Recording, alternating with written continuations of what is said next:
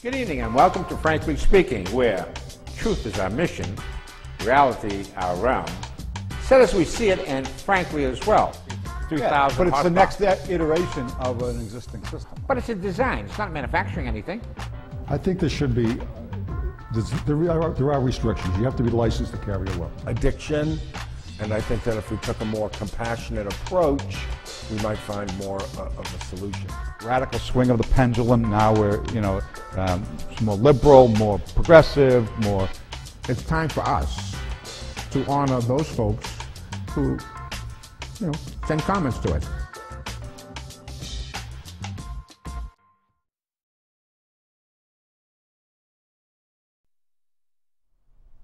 And good evening and welcome to Frankly Speaking, where truth is our mission, reality our realm, set as we see it and frankly as well. I'm Joe Spina and Paul Crowley. Do you know there's bad guys in this world, Paul? Yeah, I do, but can I ask you about the socks first? About what? Your socks. Did You you like get my them? socks? Did you get them from the Wicked Witch of the West and Wizard of Oz? Actually, I got them from a zebra. This is my, I'm. Well, when you don't have a scarf, we have to look for your fashion statement, and there it is, right? What about the face? Well, the face is always there, but you have a fashion Great statement. mirrors, by the way. All right. But it's not a bad guy, but I'm not a bad guy. You're not a bad guy, even though you are one of those Italians. Yeah. Listen to this, Paul. You're going to love this.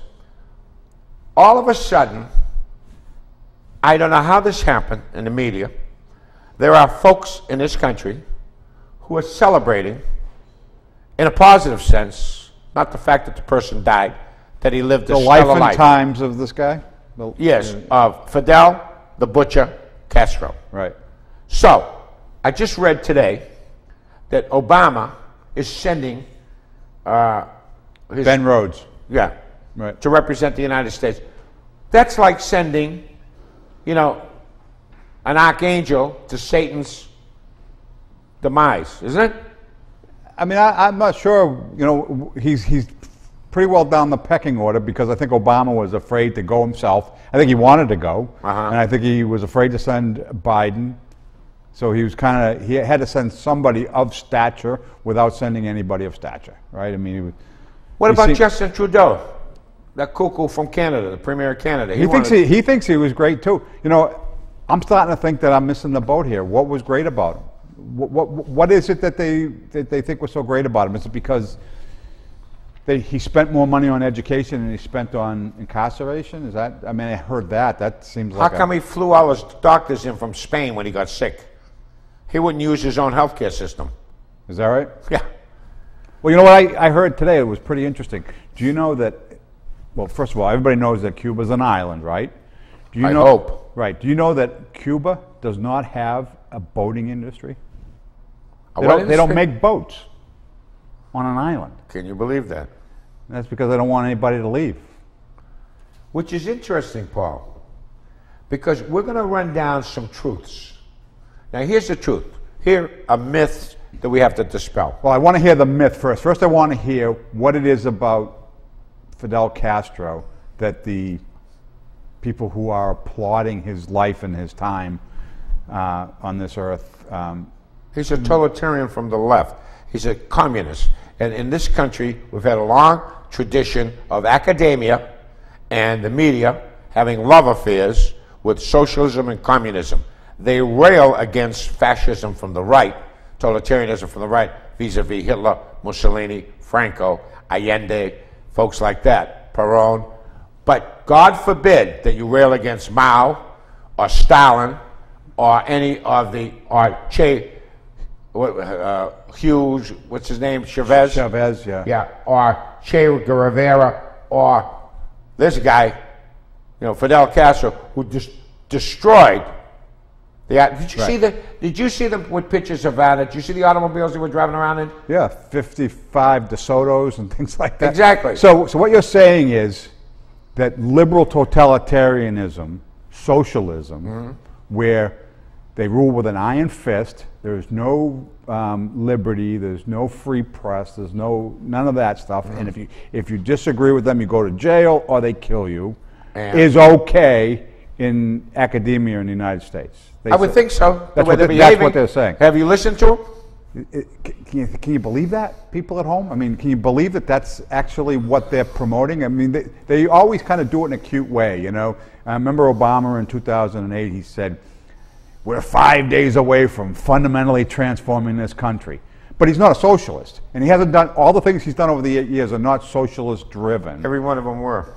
Right. Healthcare is a massive. Right, so it's what they say versus what they do. What they kept saying, this isn't socialism, this isn't socialism, this isn't socialism. And what they did was socialism, socialism, socialism. And they have the audacity to rail against Adolf Hitler and Goebbels for saying the big lie, when they're the biggest liars of them all. Right.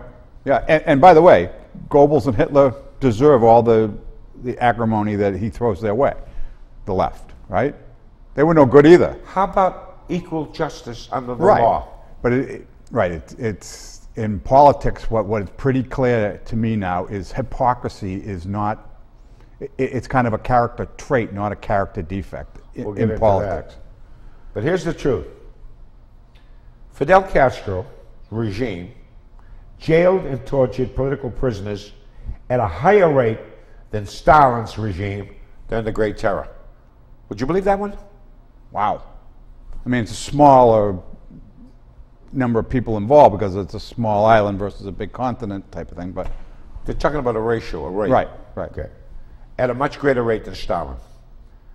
Castro regime, furthermore, murdered, mostly by firing squad, more political prisoners in their first 3 years in power, listen to this one, than Hitler's regime murdered in its first 6 years in power. Okay. You never hear that? No.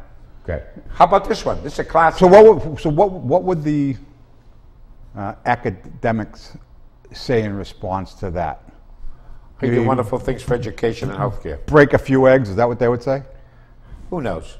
They're smoking funny stuff They up in Colorado. they refuse to answer it is probably more like it, right? They have tortured reasoning. Their brain cells, cerebral cortexes are misfiring. Right. And people listen to them. That's what gets me. Until this election, right. People finally didn't listen to them. And by the way, folks, you know something? They're railing against Donald Trump for saying, oh, by the way, if illegals couldn't vote, I would have won the popular vote. You know what? That's true. He's right, because tens of millions of illegals, and they will come out, voted, people who shouldn't have been able to vote, voted illegally in this election, and they didn't vote for him. Right. And it's better than the 2.5 million or whatever it is that Hillary allegedly won by. So he actually... Well, I'm curious to see those findings, but if no, those findings, there's a group that's already certifying them. Yeah, True the Vote. Yeah. This was a group that was identified by the IRS as a Tea Party type group, so they made getting their 501c3 status very difficult. And all they want to do is make sure that the voting is true. Like Jill Stein? I don't know about Jill Stein. I'm 20 times. I'm still struggling with that one. We'll get into that one. 20 times as many people died trying to escape from Castro's Cuba as did die trying to escape from East Germany. How do you like that one? They had a wall in East Germany. Yeah, but more people died. They had to swim 90 miles, right? They had boats. Although they didn't have an industry that made boats. Right. So, by contrast, Paul. Yep. By contrast, Batista. You don't remember him, I do. He was in Cuba before Castro, right? Considered a dictator. But Castro overthrew him, didn't he? Oh, yeah. In the revolution. But of course, he was a dictator from the right, which drives academia crazy. But here's the reality.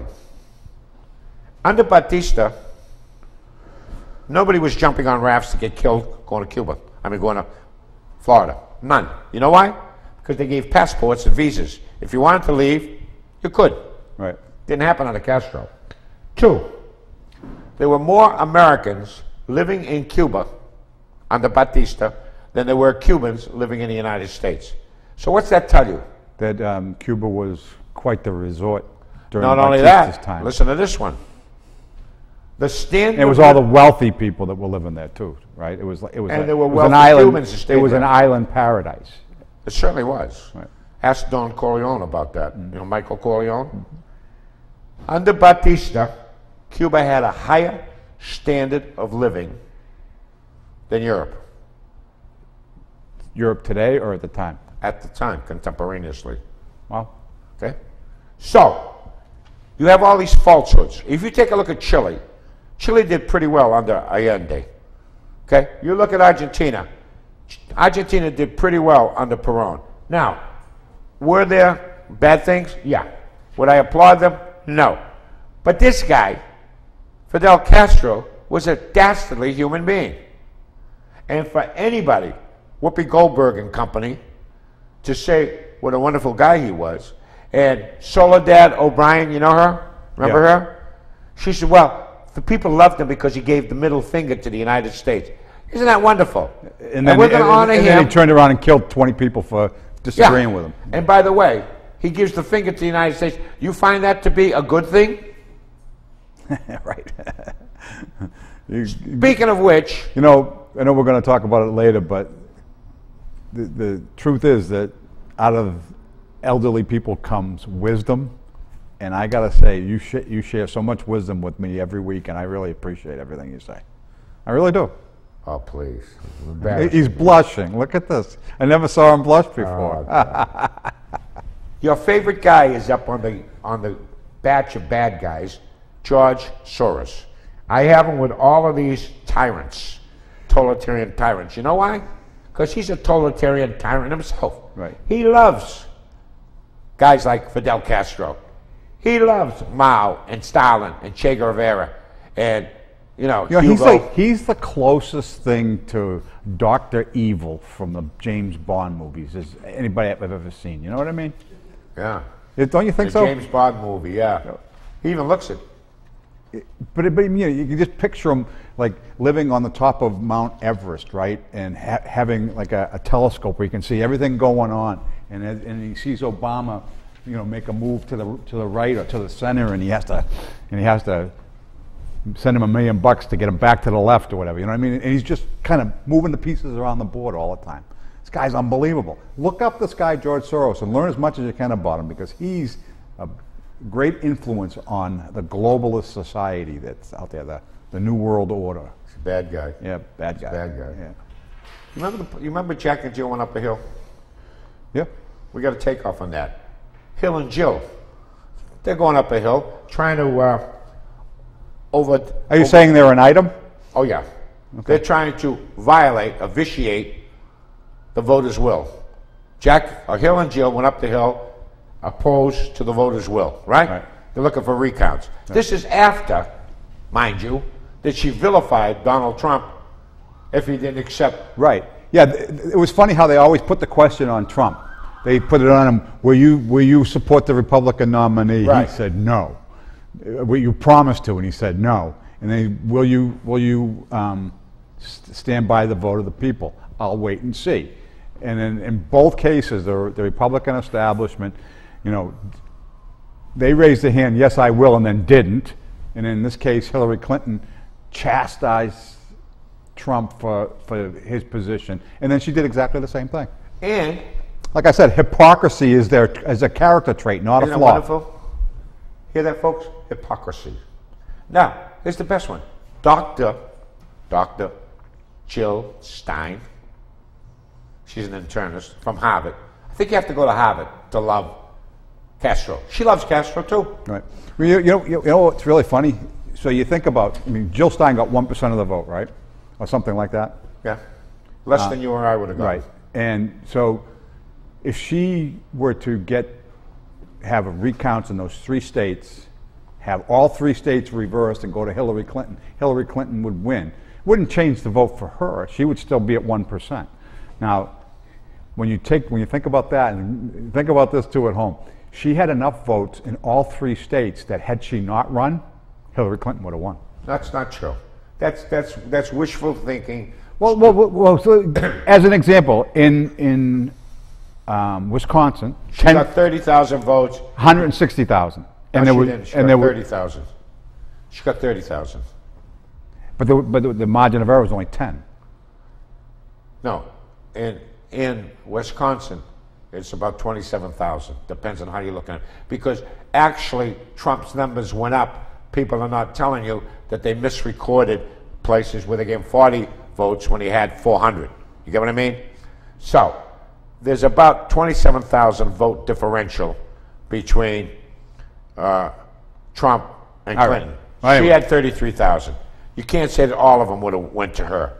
It's irrelevant because every election has these Well, things. let me put it to you this way. She had a better chance of helping Hillary win if she just stayed out of the race as opposed to staying in the race and then How about doing a recount. How about if the Democratic National Committee didn't weigh the scales, that maybe Bernie Sanders would have been the candidate?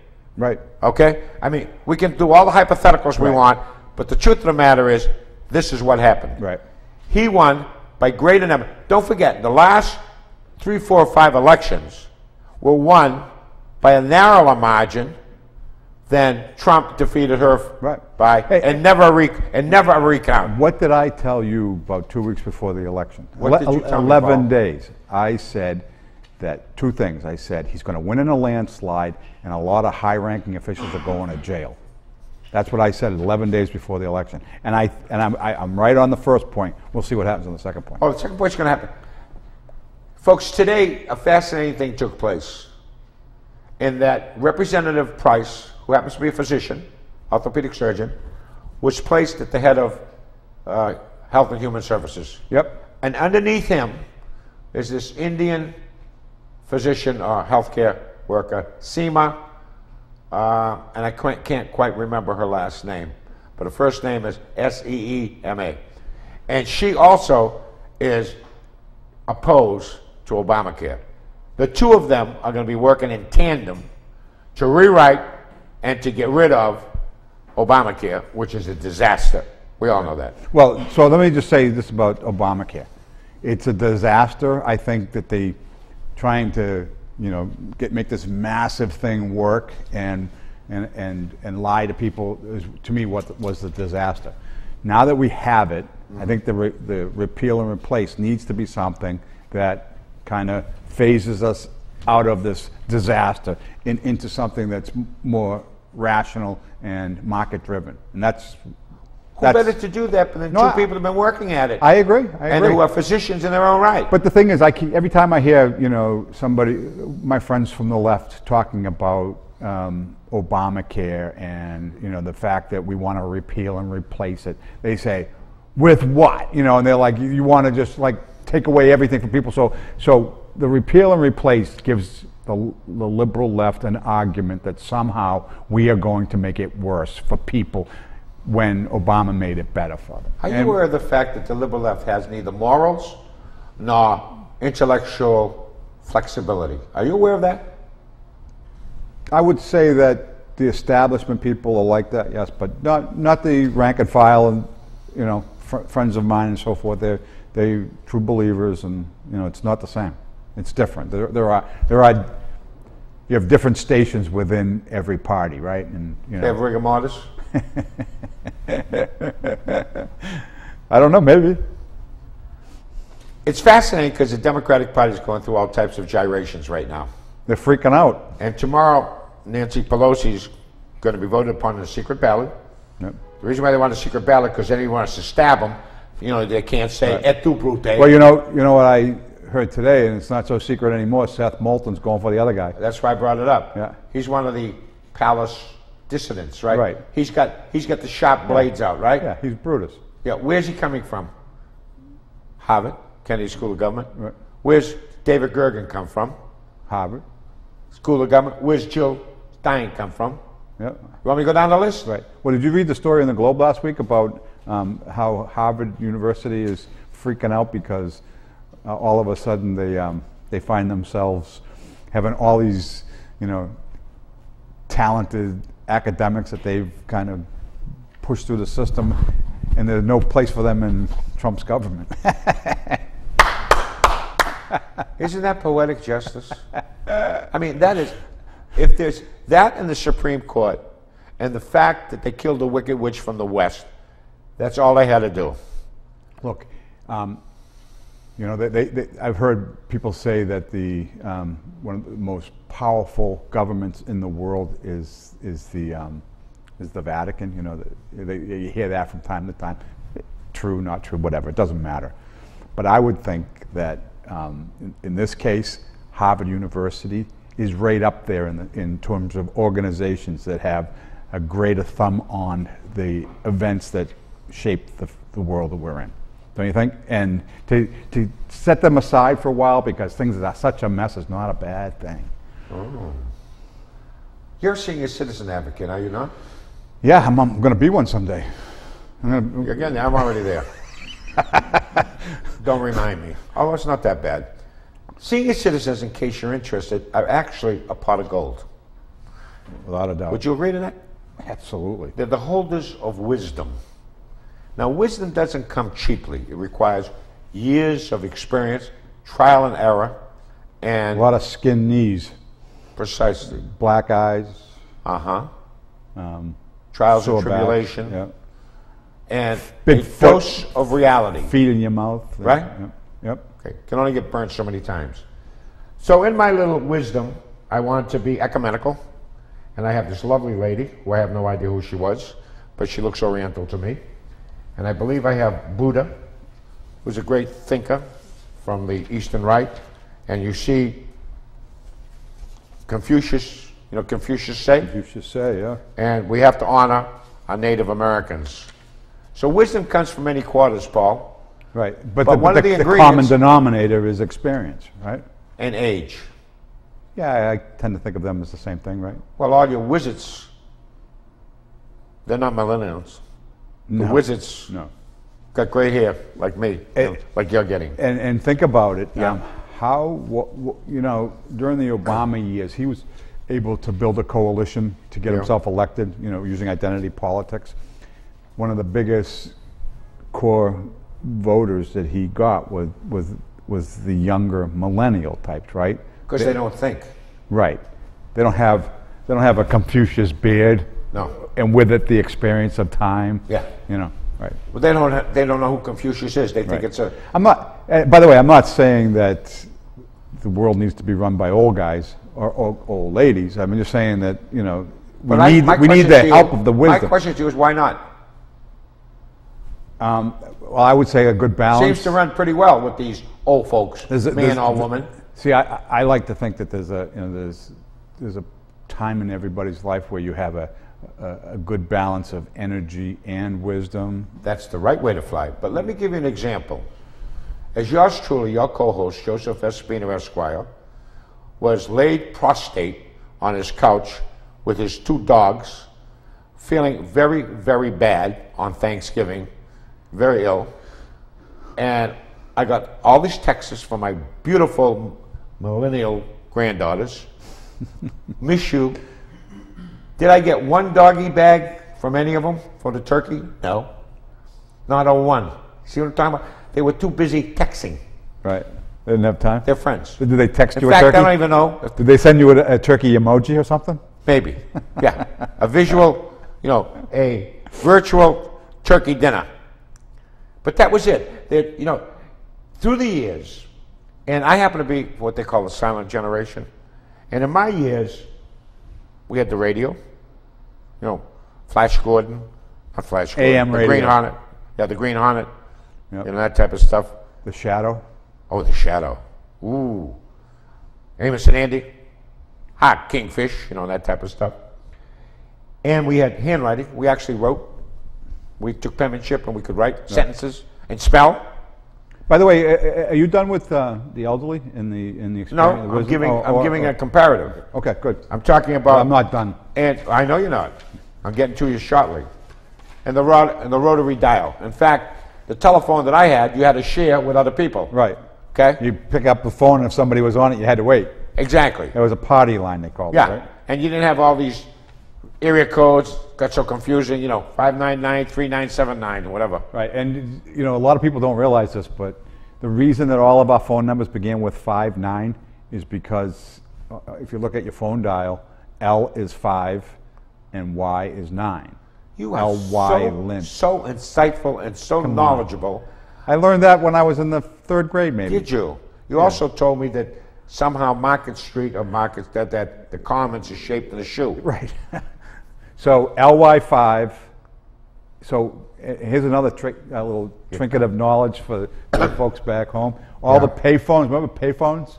We don't have. You don't see those anymore. But Gone. Payphones in all of everywhere they were. It was always all you had to do was remember the last 3 numbers, because it was Lynn, and then the number. So 5959. Right. You had it down. You probably had that down at the Embassy Gardens, right? What was the phone number there? All you need to remember the last 3.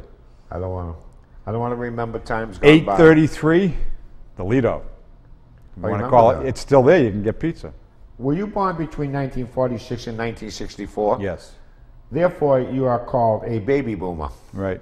Now, folks, here's the profile of a baby boomer. Typewriter, television, and touch-tone phone.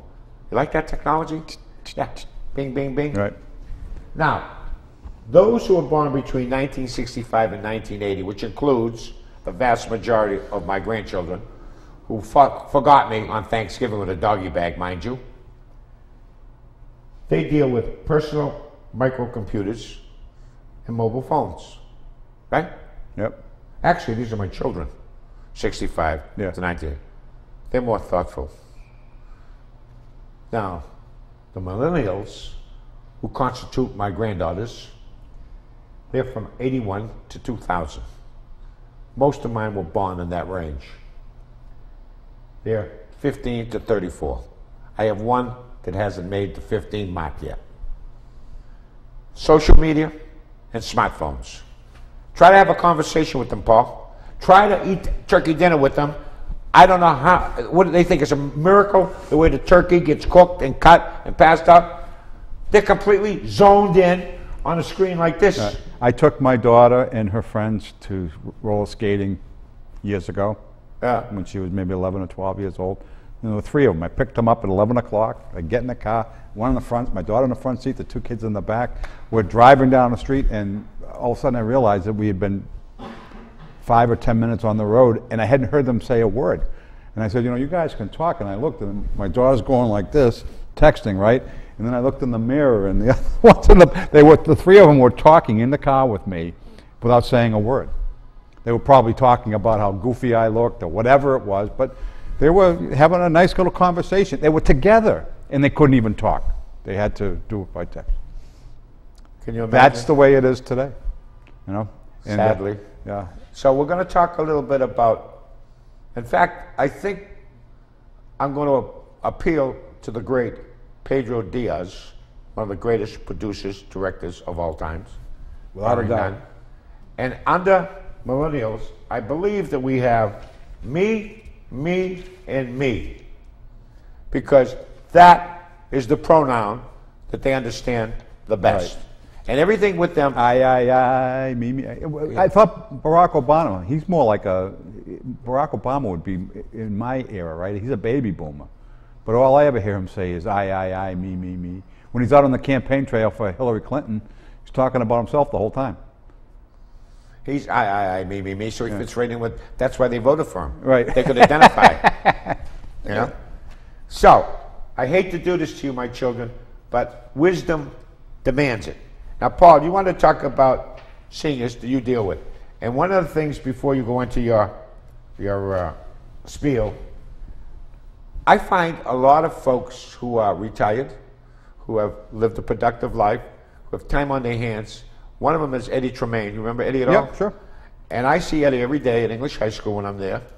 And he volunteers his time at the front desk to make sure that nobody enters the building without being acknowledged and monitored. Right.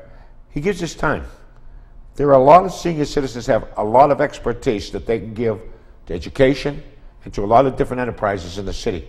They're being underutilized, Paul. Right. Well, on that note, at the Senior Center in Lynn, and in conjunction with the Mayor's office, we have a volunteer program where they actually get some volunteers, senior citizens. They get to do some different types of jobs, whether it's at the Senior Center or throughout the city. And instead of them actually being paid, the city gives them up to, I think, an $800 real estate tax abatement. And it kind of gets a little bit of a, Loretta Cuff O'Donnell did that back when I was on the city council, and it's a nice little thing. It's an opportunity for people to get out into the community. But I want to speak about, you know, all of the unbelievable things that I have learned as I have grown. Not necessarily in my role at GLIS, although it's gotten even more profound there, but before I was at GLIS, I was a financial planner. I used to do retirement planning for people. So I got a chance, a lot of times I'm meeting with a new individual for the first time, you know, helping them, they're at or near retirement and looking to think about what they wanted to do. I met this fella one time, an Italian fella from Somerville. He's gone now. He lived to be around 90 before he died. Really was a great guy. He was a plumber by trade. Made a lot more of them, by the way. Made a lot of money, bought real estate, did very well for himself. Had a nice family, so I sat down with him, and here I am trying to teach him how to prepare for retirement. And I was listening to him with my jaw dropped for, I swear it was 4 hours. His wife ended up feeding me, telling me stories about when John F. Kennedy was running for president, coming to his house, and the conversations that he was having with the president about helping him get the Italian vote in Somerville. I mean, so it was at that moment that I really learned to appreciate, you know, just what a senior has to offer, you know, experiences and things like that, and just it's entertainment on top of everything else. So with that and my role at GLIS, hanging out in the senior center, I mean, I had lunch with a fella. I don't know if you're going to be watching the show, Clarence, but I had lunch with Clarence today, a fella down in the senior center who's a little hot on his luck these days, and you know, he's not a Trump supporter, and certainly I supported Trump in the end. We had a nice conversation, and you know, we agreed to disagree. Clarence is a senior? Clarence is a senior. He couldn't support Trump. No, he's kind of bought into that theory that says, you know, if they give you stuff for free, you should support them and keep getting that free stuff. I think, I don't know. But anyway, so we had, but anyway, my point is that I can go around and sit down with people in that senior center, and I don't know what I'm going to learn tomorrow, but I know I'm going to learn something from them tomorrow, and it's just like always something. And what we try to do down there is we have a relationship with English High School, Lynn Tech, the charter school up in the Highlands, Kip Academy, yeah. Ford School as well, and we have the kids down there on a regular basis, and we call it our intergenerational program. What we try to do is get the kids to interact with the seniors. They'll show them how to use the iPhone, help them navigate the texting features, how to use a touch screen, things like that. You know, and it's funny, you go down there some days and there's a kid that's really adept at his smartphone, and there's a line of elderly people there to get their phone set up so that it will, you know, do what they want it to do, make the numbers bigger or whatever it is. That's a good thing. So, but yeah, providing it's reciprocal, Paul, because I think that they don't use the elderly for living history. But the young people should go and listen to the stories and record them. Those who may have fought in Vietnam, those who were there when John F. Kennedy was assassinated, those who remember 9/11 vividly. So on that point, yeah. So you remember, I think it was last year, maybe it was the year before, we took 38 World War II and Korean veterans down to Washington, DC, yeah. Right? We took one down on a bus. When we came back, we got the kids from English High School to come in and sit down with the seniors to find out what it was like during the war and what it was like on their trip and all that kind of stuff. And it was a remarkable thing, that the attention that, you know, we have a lot of videotape of it, and you can see, like, you know, a 15-year-old kid or a 17-year-old kid who heretofore had really no knowledge of World War II other than what they read in the history book or whatever, getting some real flavor for what it was like at that time. And it was That's really real history, Paul. Right. It's going to the primary source. Yeah. You know, you Very mentioned cool. something, and I want to jump back to it because it rung a bell in my head. And so let's see if we can tie this into the current situation. You talked about the plumber from Somerville who told you that the Kennedys went to see him so they get the Italian vote. if you remember that election, you were a little young. Yeah, it wasn't even a year yet. Yeah, There was a lot of irregularities in Texas in Chicago. and in Chicago. Right. And both of those were subject to recount, to which Richard Nixon bypassed. You know why? Good of the country. That's right. Richard Nixon, who everybody vilifies from the left, and he would have won if he had taken it to court, recognized it would have torn the country so bad, even though the fraud was rampant in both Texas and Illinois and elsewhere, he wouldn't do it. Now, explain to me what Jill Stein and Hillary Clinton are trying to do. Explain to me what George Soros, who you know as well as I know, is putting up the money for this travesty. Right. Well, you know, one of the things that I think about Jill Stein's, you know, the motivation is there's two schools of thought. One is that she's trying to pat her coffers. She's probably never going to actually go all the way in. In fact, I heard that she didn't get the vote in. No, she's not going to get in Pennsylvania.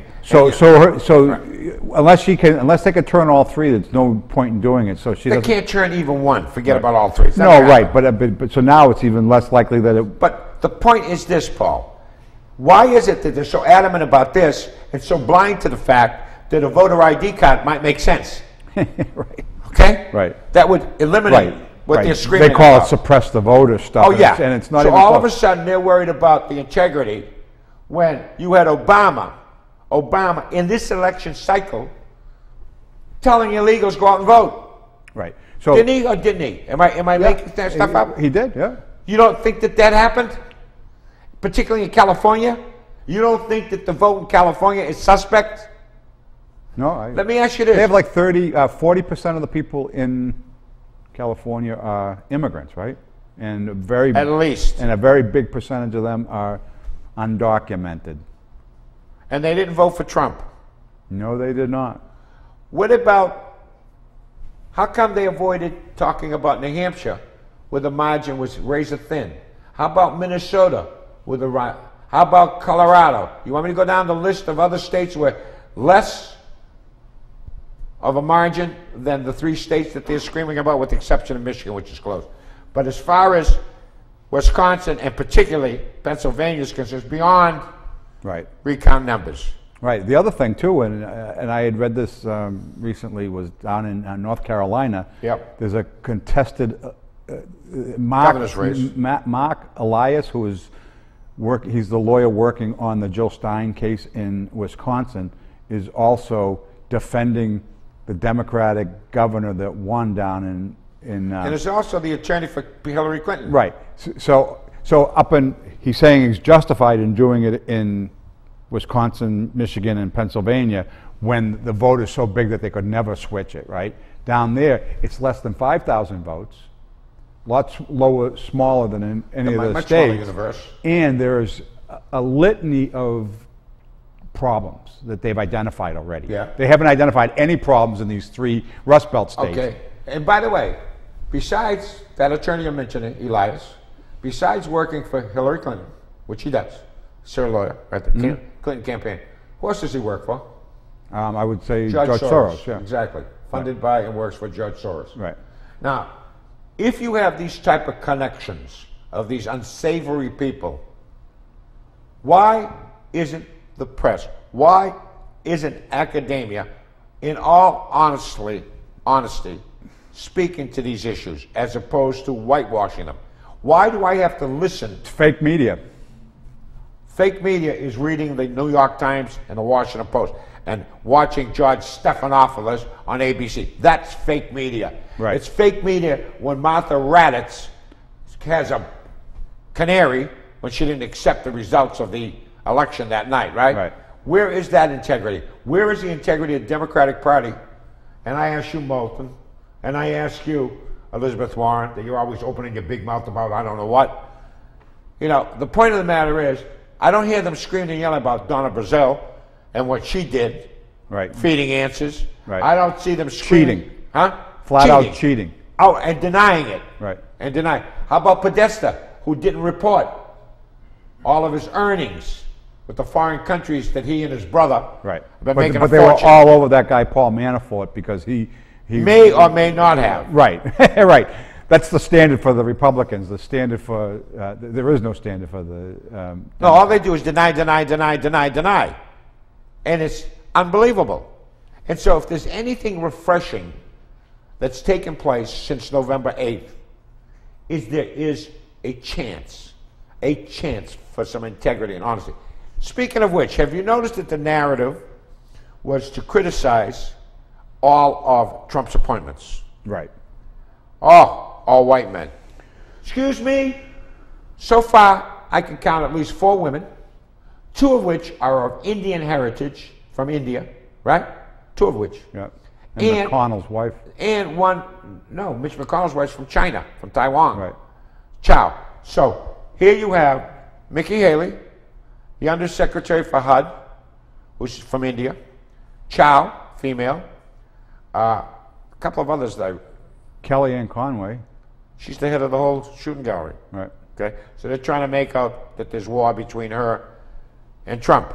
Well, so let's call it what it is. If you turn back the dials back to 2008, Yeah. I think I remember, having, not too much confidence in all of Obama's selections. I just remember the Secretary of State. Look what our choices were. It was going to either be Hillary Clinton or John Kerry, and I went, oh my God. But you know what? They won. It's going to be their people, right? You got both. Right. But my point is, a Democrat's going to put Democrats, people that think like them, in it. So as a conservative, I think you're still a Republican, but people who think conservatively, we're not going to appreciate any of the appointments of a guy like Barack Obama, who was very partisan. Donald Trump is the reverse of that. And, I fail to see the point in complaining. Well, I did 8 years ago, and I shouldn't have, and I don't think they should be now. Let me clarify something. For you folks out there, I don't hide from my thoughts and my ideas. No. When they're wrong, beat me up on it. I'll change. The reason why I'm attracted to Donald Trump, or was attracted to Donald Trump and still am, is because he's neither a Republican nor a Democrat. He's not an ideologue. This is where Obama got it right. The one thing that Donald Trump isn't is an ideologue. He's interested in net results. Right. Period. Like pragmatism, right? Pragmat. Populist, nationalist, pragmatist. I want someone to tell me that Barack Obama isn't an ideologue. He's a committed ideologue from the extreme left. Right. And if you don't believe that, all you have to do is look at his upbringing. I mean, he was raised socialist, communist, Maoist. Grandparents, mother, stepfather, father, and you once William Ayers, Reverend Wright, Louis Farrakhan. You want me to go on Franklin and on? Davis. Rashid Khalidi. Yeah. And interestingly enough, and you raised this point before, and look, forget about the birther issues, that doesn't matter. But you did raise something that's an interesting point. He didn't spend very much time on, USA proper, the 48 contiguous states. He was in Kansas for a year, but he was basically in Hawaii and Indonesia in his formative years. He wasn't in all of his formative years. Yeah. He was never in Kansas until he was at 10 years old when he got adopted by his grandparents. I thought it was. Yeah, but they were in Hawaii. Oh, that's right, yeah. That's right. She was from Kansas. He wasn't adopted. He was sent from Indonesia to Hawaii for the grandparents to raise him, to put him into private schools. Right. He went to the Phillips Academy of Hawaii. Right. It wasn't like he went to Kip Academy. Right. You get what I mean? Right. So, he spent his entire, when you maturate, right, years in Indonesia, his elementary school grades up until 10 years old, in Indonesia, being educated in Indonesia. Right. And then he went to Hawaii from age 10 to 18, 19, whatever's appropriate. He didn't set foot on terra firma, contiguous United States, until he was 19. Right. So he did not grow up in South Chicago. He was not familiar or even can be identified with the African American plight in our country because he was not the son of a slave. Right. And there's a mythology that's been developed, a narrative, which is utterly false. And people buy into it. Camelot is another, the Kennedy mystique. Right. That's utterly false and doesn't sit under examination. Unless you, when you think Camelot, you think bootlegging. Among other things. You mean Papa Joe? Yeah. He used to deal with Lucky Luciano, you know. Yeah, I'm sure he did. Yeah. And people don't want to talk about that too much either. Right. So. And you know what? There's not one of us that can cast stones, you know. Paul, we all have our flaws. Paul, that's true, but they're not co-equal. This is where people make a mistake. Yeah, you have sins and flaws, but you're not essentially at core an evil person or a bad person. Nor are any of the folks out there that watch this show. They're inherently decent human beings trying to get by every day as best they can. And why should we have others who don't have solid cores, who have corrupt cores, turning around and making life difficult for them, you, me, and everybody else? Right, and then the Democrat argument all along has been that is what Trump is. Is what? Evil to the core, right? Really? I mean, that's what they say, right? You can't have the type of kids he has and be evil. You can't accomplish what he has done. Let me tell you, I have a lot of friends, and you know them, in Florida, who play a lot of golf, and they play at Trump International and a lot of golf courses, and they run into a lot of folks that are employees of Donald Trump. They have never heard anything but stellar comments about Donald Trump and how he treats them as employees. Excuse me. He doesn't take any crap. If you don't do your job, you're gone. Right. You do your job, you're respected and rewarded. Right. How can you beat that? No, you can't. And while I agree with every bit of that, I don't know that, you know, how you raise your kids is necessarily proof that you're not evil to the core. I mean, I think it's a good indication, but it's not completely. I mean, you think, well, give me your opinion of Barack Obama. Do you think he's evil to the core? No. I think he's an ideologue. His ideas are evil. Well, I should say they're evil. His ideas are counterproductive, are wrong. Because I guess I just see his kids as being, you know, what? Proper, not, you know, well, let me ask you something. Raised. You know I'm not particularly fond of Elizabeth Warren because she's a fraud. Okay, she goes around railing against, you didn't build this. Well, who the hell does she think built it? The man on the moon? She's always railing against capitalism. Do you know she was a Republican? She changed her status in 1996. 95. 95. That's like so you did know that. Of course I did. Yeah. You know when she changed? When she went to Harvard. Right. She had to. Right. Of course, because and then she checked the Indian box and Democrat. she also is a multimillionaire. Multimillionaire. Right. Not one or two. You know how she made her money? Yeah. You tell me. Tell them. Taking advantage of people who lost their houses. Flipping property right. in Oklahoma. Right. Buying foreclosures. Right. Exactly. Same thing that she railed against Donald Trump and so forth. Yeah. Tell me about how efficient she was with education. Well, she was getting $375,000 to teach one course. Right. So she gets $375,000 to teach one course at an institution that insists on what, $70,000 a year for tuition, and you know, and the Democrats want to blame the Republicans for you know, out of control student debt. And she used how about blame exactly. Harvard? And she used her office at Harvard to politic and to do private stuff, which I find offensive. Right. Okay? So, yeah, I may have taken a paperclip or two from the supply room in the course of my career. Those are venial sins, Paul. I'm not justifying those are venial sins.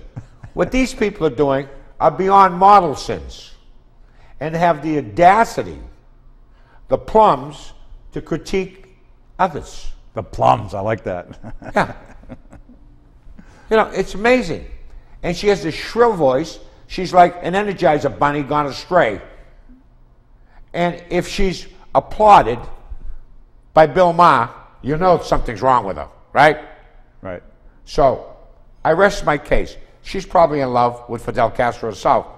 Although, she must love me now for putting wisdom, Chief Joseph, because I think she thinks she's related to Chief Joseph. Because her pappy told her that she has high cheekbones. Right, that's right, yeah. Yeah. And that's why she was able to check the box, right? And by the way, she doesn't like European men who invented elevators and airplanes and computers. Oh no, they didn't do any of that. Right. Not according to It her. was all on the back of the immigrant, right? Paul, it is time for comments. Yeah, but before we do the comments, I want to remind people that if you go to facebook.com and then check out Frankly Speaking in Lynn or the lyntv.org, you can add your own comments, and we'd love to see you do it. I totally agree. This is not me.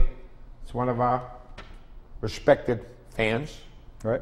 I totally agree that we need to spread out the immigrants that are coming into the state into less populated areas. The fact that they are overcrowding cities like Lynn is outrageous when there are more than enough room out in central and western Mass. I understand immigrants flock to this area, friends, family, services, etc. And I love that we are a melting pot. But at a certain point, you have to say, enough is enough. We're a city of 100,000 bursting at the seams. You know, and that fits right into your narrative about, you know, the first thing we need to do is stop immigration so that we can absorb what we have. And, you know, and maybe even spread them out a little bit, you know. I mean, we have to build 2 schools, not because we need different schools, or we need additional schools. And the reason we're doing that is because we have this, you know, a big part of it is a large influx of immigrants. And you know, see, the key here is enough is enough. By the way, it doesn't matter whether they're legal, illegal, what's that other term? The refugees, yeah. refugees and all. It's the massive influx of people into this country. It's hard to absorb them into our system. I don't care whose system you have. Of course, this is a national system. You know. Anyways, the point of the matter is yes, shut it down, absorb the folks, then let's get the ball rolling again. Right. And that's basically it. Please keep these comments coming because this is insightful. And nobody is trying to say we're anti-immigrant or anything like that. They're just saying, wait a second, we need a pause. You know, that's it. Right. And this, by the way, isn't to deal with the immigration issue. It's to deal with the lack of resolve on the part of the politicians in this country who have been sitting on their hands all along on this for different reasons, whether it's the Republicans want the cheap labor or whether it's the Democrats want the votes. They're doing it for their own self-interest and not caring what it means to. Before we close this discussion, let me ask you, do you believe that there were several million votes cast illegally in the United States in this election cycle? Yes.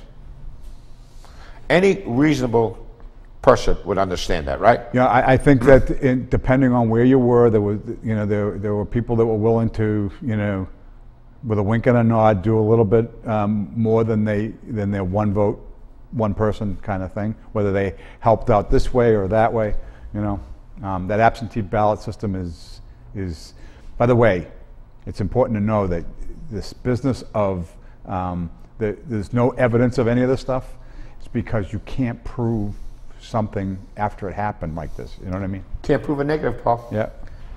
On that note, next week, to be continued, and you have yourself a wonderful December, the beginning of December, the Christmas season coming up. Good night and God bless.